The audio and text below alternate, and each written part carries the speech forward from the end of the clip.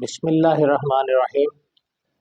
غسل کرنے سے انسان پاک ہو جاتا ہے۔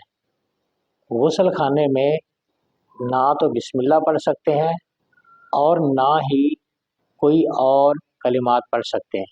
بعض لوگ یہ جو پوچھتے ہیں جی جب انسان ناپاک ہو جائے حقوق زوجیت کی ادائیگی کے بعد تو پاک کیسے ہوتے ہیں؟ اس کا جواب یہ ہے جب غسل کر لیا تو غسل کرنے کے ساتھ ہی پاک ہو گیا، اس کے ساتھ کوئی کلمہ کلام پڑھنے کی ضرورت نہیں ہے۔